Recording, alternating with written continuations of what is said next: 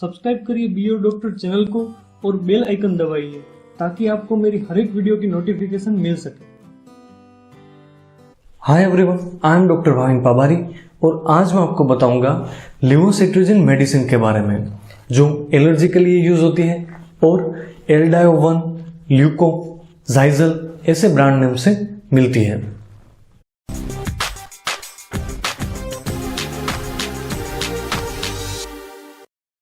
अगर आपको ये टॉपिक की नोट्स चाहिए, अगर ये रिटन में चाहिए तो ये मेरी वेबसाइट biodoctorweb.com उस पर से आपको मिल जाएगी और आप मेरे चैनल को ज्वाइन भी कर सकते हो। आज का जो हमारा टॉपिक है लेवोसिट्राजिन मेडिसिन, ये बहुत ही इंटरेस्टिंग और बहुत ही इंपॉर्टेंट टॉपिक है। ये दवाई हमारे सबके नॉलेज में होगी ही, इसकी सुपरफिशियल जो इन्फॉर्मेशन है हम सबको होगी ही, क्योंकि ये कॉमनली यूज होती है रनिंग नोज में, स्नीजिंग में, बॉडी में जब एलर्जी हुई हो उस टाइम पर, बॉडी में जब इचिंग हो रही हो उस टाइम पर ये कॉमनली यूज होती है।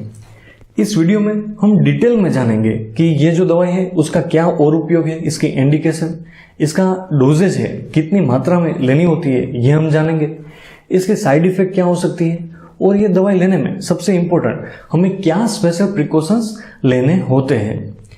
ये जो नॉलेज है आपको जरूरी काम आएगा।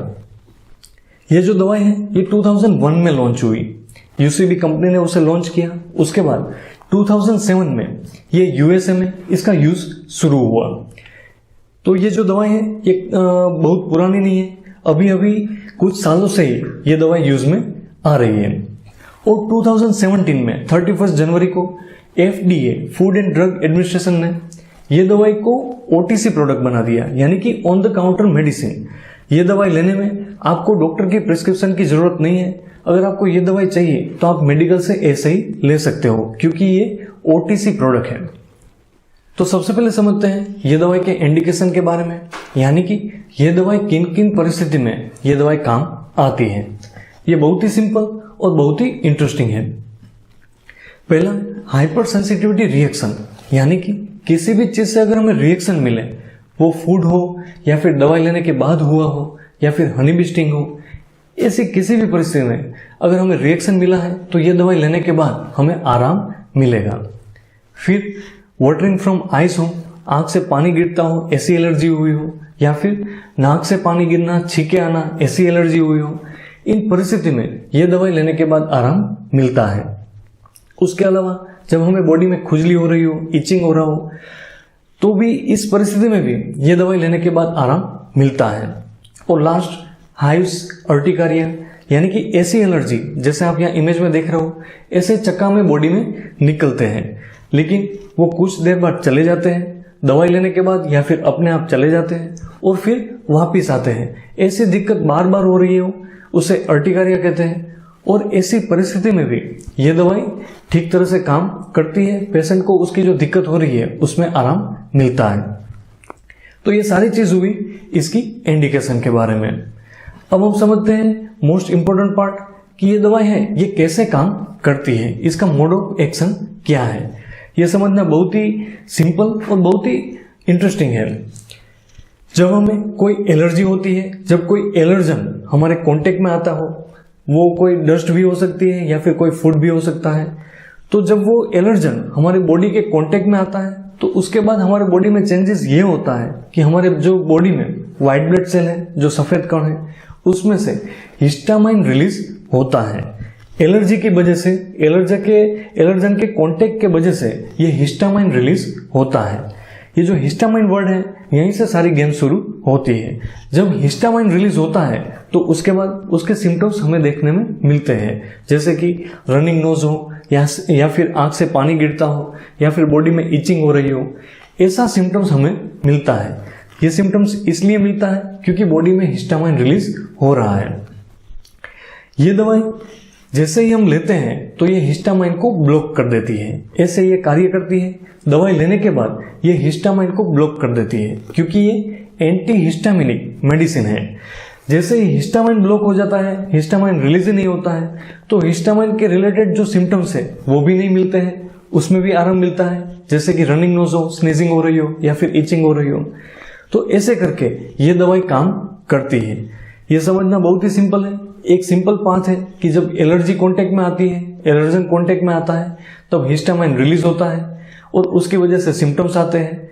लेकिन साथ साथ में जब हम ये दवाई ले लेते हैं तो ये हिस्टामाइन के प्रोडक्शन को ही रोक देती है और आगे के सिम्टम्स नहीं आते हैं। लेकिन जब दूसरी बार वो एलर्जी कांटेक्ट में आती है तो वो जरूर हमें सिम्टम्स मिलते हैं। इसलिए अगर किसी भी बॉडी में दिक्कत हो रही हो ऐसी, तो हमें किस चीज़ की एलर्जी है वो फाइंड करना जरूरी है। तो ये हुआ इसका मोड ऑफ एक्शन। अब मैं आपको बता रहा हूँ ये दवाई के डोजेज के बारे में, यानी कि ये दवाई कितनी मात्रा में देनी होती है। ये बहुत ही इंपॉर्टेंट पार्ट है। ये दवाई एडल्ट में दी जाती है। करीबन 5 mg की जो टेबलेट है वो दिन में एक बार, मोस्टली नाइट में ये दवाई दी जाती है। और अगर डॉक्टर को जरूरत लगे तो फिर ये डोसेज 5 mg की जो टेबलेट है वो दिन में 2 बार दे सकते हैं। ऐसे करके ये एडल्ट में दी जाती है। और चिल्ड्रन में जो जिसकी उम्र 12 साल से कम है उसको एडल्ट का हाफ डोज यानी कि 2.5 mg इतनी टेबलेट वो डॉक्टर उसकी जो एज और उसका वेट है उसके अनुसार वो दवाई सेट करते हैं। तो ऐसे करके इसका डोजेज सिलेक्ट किया जाता है। ये जो दवाई है ये लेने के 1 या 2 घंटे में उसकी इफेक्ट शुरू हो जाती है और इसकी जो इफेक्ट है वो 16 to 24 आवर्स तक रहती है। यानी कि एक बार हम ये टेबलेट को ले लें तो उसके बाद 1 दिन तक इसकी इफेक्ट रहती है। अगर हमें कोई एलर्जी हो रही हो और आज रात को हमने टेबलेट ले ली तो उसकी इफेक्ट अगले दिन तक रहती है। अब मैं आपको बता रहा हूँ ये दवाई के साइड इफेक्ट के बारे में, यानी कि ये दवाई लेने के बाद क्या नुकसान हो सकता है, उसकी एडवर्स इफेक्ट क्या हो सकती है। जिस भी दवाई की इफेक्ट होती है उसकी साइड इफेक्ट होती ही है, लेकिन ये हर एक को फील नहीं होती है। जिसको भी उसकी सेंसिटिविटी हो उसको ही उसकी साइड इफेक्ट फील होती है।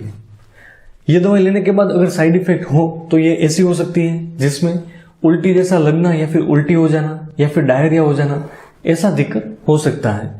या फिर पेट में गड़बड़ सी लगना, एपिगैस्ट्रिक डिस्कम्फर्ट रहना, ये हो सकता है। उसके अलावा ये दवाई लेने के बाद पेशेंट को नींद जैसा लगे, सेडेशन हो या फिर चक्कर जैसा लगे, ड्राउजीनेस हो, कंफ्यूजन हो, ऐसा हो सकता है। या फिर पेशेंट को थकान महसूस हो, फटीग हो जाए या फिर मुंह सूखने लगे, ड्राई माउथ हो जाए, ऐसी साइड इफेक्ट पेशेंट को हो सकती है। लेकिन जैसे मैंने बताया कि हर एक को फील नहीं होती है। जिसको भी इसकी जो सेंसिटिविटी हो ये मॉलिक्यूल से, उसको ही इसकी साइड इफेक्ट होती है। और इसके बाद हम इंपॉर्टेंट पार्ट समझते हैं इसके स्पेशल प्रिकॉशन, कि ये दवाई लेने के बाद हमें क्या ख्याल रखना चाहिए। ये बहुत ही इंपॉर्टेंट पार्ट है। अगर किसी को ड्राइविंग करना है और ये दवाई लेने के बाद करना है तो ये ऐसा नहीं करना चाहिए। ये दवाई लेने के बाद ड्राइविंग को अवॉइड करना चाहिए, क्योंकि जैसे मैंने उसकी साइड इफेक्ट में बताया कि आपको नींद जैसा लग सकता है, चक्कर जैसा लग सकता है, तो फिर नुकसान हो जाता है ड्राइविंग करते वक्त कि अगर आपको ड्राउजीनेस हो जाए या फिर सेडेशन हो जाए, नींद जैसा लगे, तो फिर एक्सीडेंट हो सकता है। इसलिए ये दवाई लेने के बाद आपको ड्राइविंग नहीं करना चाहिए। और अगर आपको इसके साइड इफेक्ट ना हो रही हो तो फिर आप कर सकते हो, लेकिन सेफ्टी की अगर आप बात करें तो ये दवाई लेने के बाद ड्राइविंग नहीं करना चाहिए। उसके अलावा कोई हैवी मशीनरी के पास काम कर रहा है या फिर कोई खड्डा के पास काम कर रहा है, कोई हाइट पर काम कर रहा है, कोई पानी में काम कर रहा है, तो अगर ऐसी रिस्की एनवायरनमेंट है, अगर ऐसा रिस्की फैक्टर है, तो उसमें भी ये दवाई लेने के बाद ऐसा काम को अवॉइड करना चाहिए, ताकि ऐसी कोई दुर्घटना ना हो। क्योंकि एक बार कोई हम हाइट पर हो और अगर हमें चक्कर जैसा लगे तो फिर गिर भी सकते हैं। तो ये दवाई लेने के बाद ख्याल रखना चाहिए कि हमें ड्राइविंग नहीं करना है। ये दवाई लेने के बाद हैवी मशीनरी हो या फिर पानी में काम कर रहे हो, हाइट पर काम कर रहे हो, तो हमें अवॉइड करना चाहिए। और लास्ट, अगर हमें लीवर डिजीज है या फिर कोई किडनी डिजीज है तो भी डॉक्टर की सलाह के अनुसार ही ये दवाई का उपयोग करना चाहिए, ताकि आगे कोई नुकसान ना हो। तो ये स्पेशल प्रिकॉशन हमें ये दवाई लेने के बाद लेने हैं। और लास्ट में हम समझते हैं कि ये दवाई कौन कौन सी ब्रांड नेम से मिलती है। ये दवाई मिलती है जाइजल नाम से, जो डॉक्टर रेड्डी बनाते हैं, एल्डायोवन जो यूनिसन बनाती है, ल्यूकोप जो मैनकाइंड बनाती है। ऐसी ब्रांड नेम से ये दवाई मार्केट में मिलती है, जो 5 mg की टेबलेट में मिलती है, 10 mg की टेबलेट में मिलती है।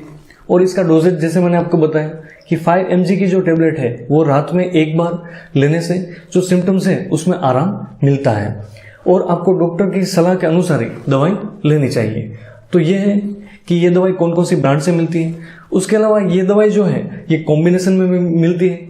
ये मोंटेलुकास्ट, ये जो मोंटेलुकास्ट है वो भी एलर्जी में काम आता है, उसके साथ ये कॉम्बिनेशन में मिलती है, जिसमें 10 mg मोंटेलुकास्ट होती है और 5 mg लिवोसिट्रिजिन होती है। ऐसे कॉम्बिनेशन में एडल्ट में मिलती है। और फिर बच्चों में मोंटेलुकास्ट 4 और लिवोसिट्रिजिन वो 2.5 ऐसे कॉम्बिनेशन में मिलती है। तो ये सारी चीज हुई इसके ब्रांड नेम के बारे में। तो आज के इस वीडियो में हमने समझा कि ये जो लिवोसिट्रिजिन मेडिसिन है उसका उपयोग क्या है, उसका डोजेज क्या है, इसके साइड इफेक्ट क्या है, हमें क्या स्पेशल प्रिकॉशंस लेने हैं। ये बहुत ही इंपॉर्टेंट पार्ट है। जो स्पेशल प्रिकॉशंस मैंने आपको समझाया कि ये दवाई लेने के बाद आपको ड्राइविंग नहीं करना है। अगर ऐसी कोई रिस्की जगह पर आप काम कर रहे हो, हाइट पर, पानी में या फिर हेवी मशीनरी में, तो वो आपको अवॉइड करना है। तो ये सारी चीज आपको ख्याल रखनी है।